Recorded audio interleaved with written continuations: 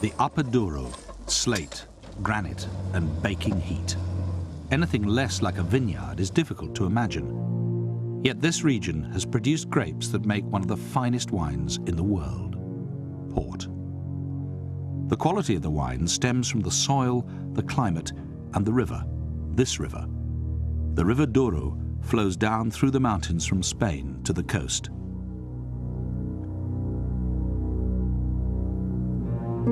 "300 years ago, Porto was where English traders exchanged wool for wines. So popular was this robust wine that demand soared and traders travelled far up the Douro to establish family farms or quintas like Vargelas.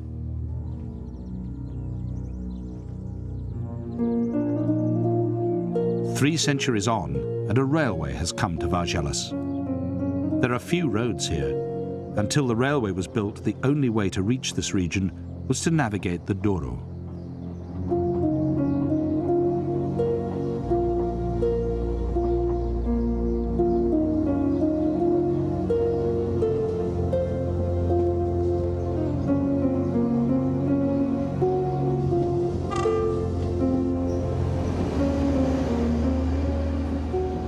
Alistair Robertson is the chairman of Taylor Fladgate, an independent family-run company which has produced port since 1692.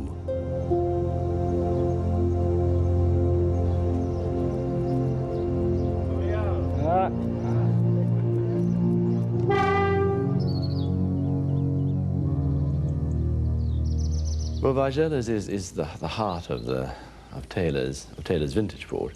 The reason for that is one of the sort of mysteries of wine that we have in all the great wine areas. The terroir, as they say in France, terroir combined with the grape varieties and the climate are that extraordinary combination of things that make one vineyard produce an elegant, beautiful wine with all the balance one requires for a great wine, and another one fairly close to not quite have it. If you can imagine, we have a region with very low rainfall. The soils are not very rich, and it is fundamental that when we're establishing a vineyard, that we break up the rock underneath to such an extent that the vines can explore with their roots down deep into the soil.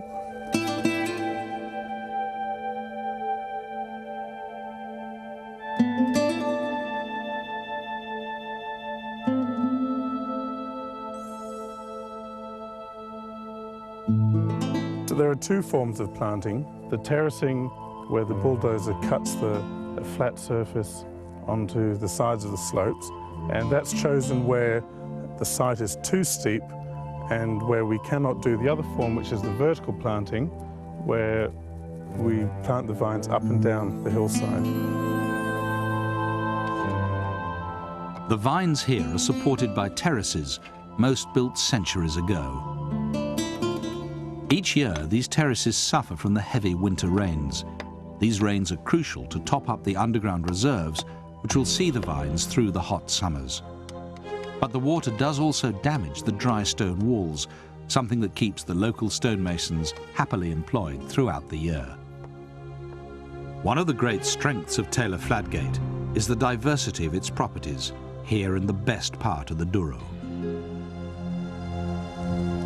It is vital for, as a winemaker, to have the blending option of two very distinct quintas. And behind us you can see Quinta Terra Feita, which is in the Pinhão Valley.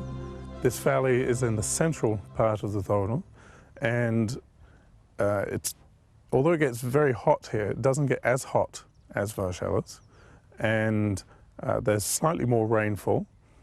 And what that tends to do is it produces very big, plummy wines where the freshness of fruit really stands out. The best wine is always going to be a combination of the best features of different areas. And if I can get that structure, plumminess from Terra Feita, and then add the finesse and qualities and very much the flavour of the Vargelas wines, you can get an overall much more complex port being produced. Alistair Robertson and his viticulturalist have learnt over the years which vine flourishes in which particular part of the vineyard. Each parcel of land has its own unique qualities. Here at Vargeles, Taylor Fladgate have selected 6 of the best local traditional varieties that suit their needs.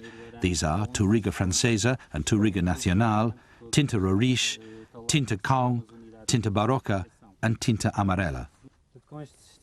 It will take more than 100 days for these flowers to develop into the grapes that will make port. The warmth of the spring rises to over 100 degrees in the summer. Then, as autumn arrives, the grapes ripen to perfection.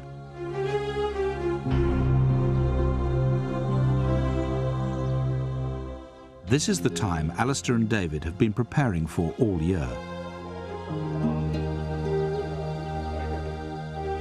Inside the winery, the traditional granite lagars are made ready. Here we are at the heart of Vargeles, the heart of the winemaking part of Vargeles. And I always feel here you can see, you can sense the history of port making, the history of Vargeles and the Taylor making of wine through the centuries. This is where the grapes are transformed for that incredible moment into wine and port wine. And the grapes here have come down from the hills of Vargeles. These hills are 900 feet above the Douro. Further down the steep 60-degree slope, the deep flowing waters of the river have a cooling effect on the vines. Taylor Fladgate's vineyards are among the finest. They're rated in the Premier A category. In this heat, the work is hard. Each bunch of grapes is carefully selected and picked by hand before being carried off the hill.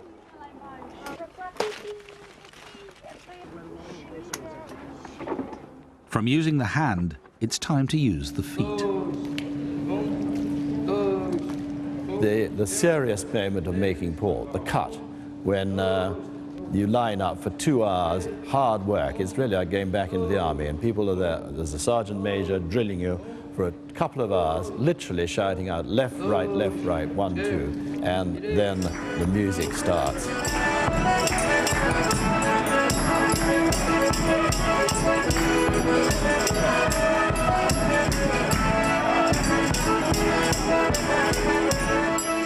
Treading the grapes isn't done just to follow tradition.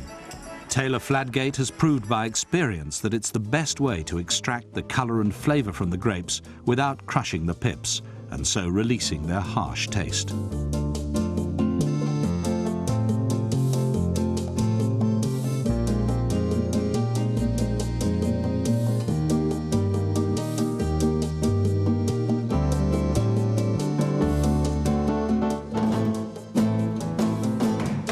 While the dance continues, the great wooden barrels below are prepared for the new wine.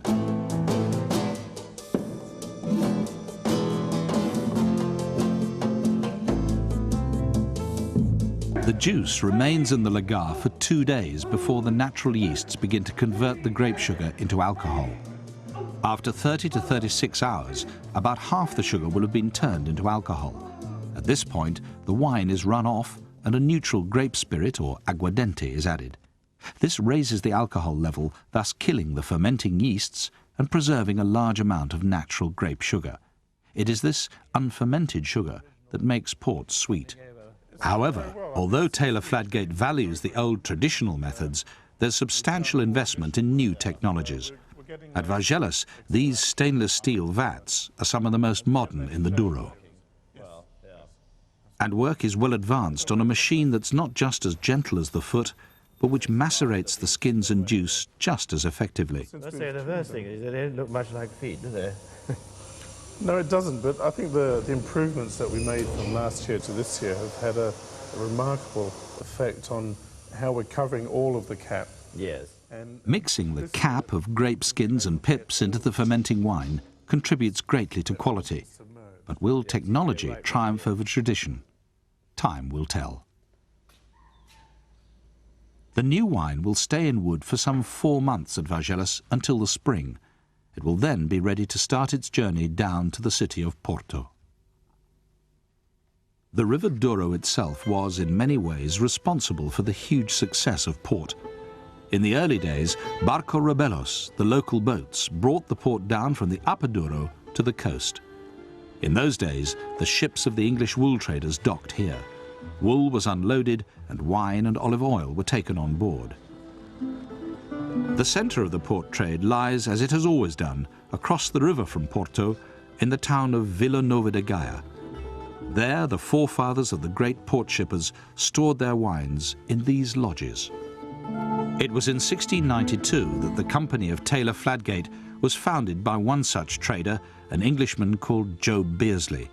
His wool sign, the 4XX, remains part of Taylor Fladgate's heritage, and his direct descendants are still numbered among Taylor Fladgate's present partners.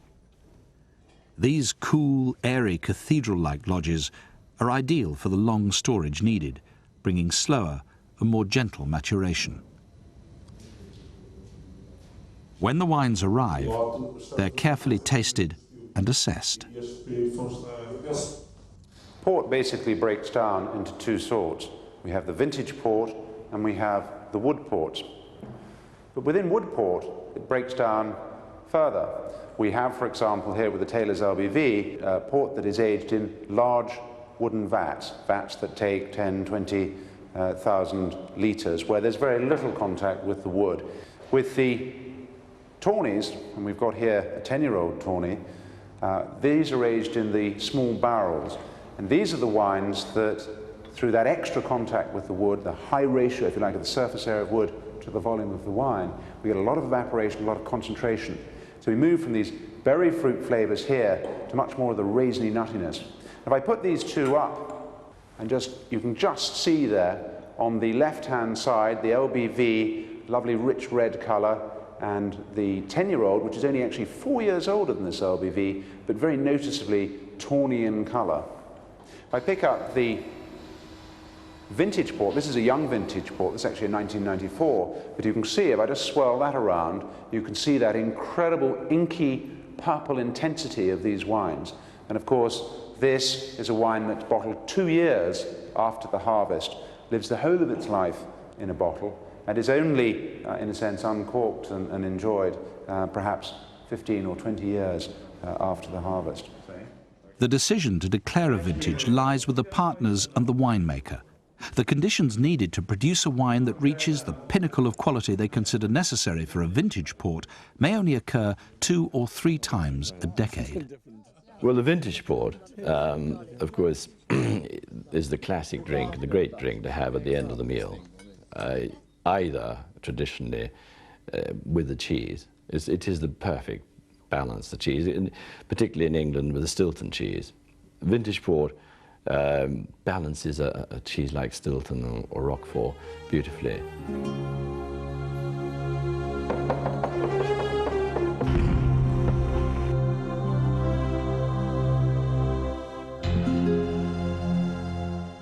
Taylor Fladgate is one of the oldest of the port companies. For more than 300 years, it has produced a wine that is recognized internationally as one of the great wines of the world. Now in its 4th century, Taylor Fladgate remains a family concern. The story of Taylor Fladgate is nothing less than the story of port.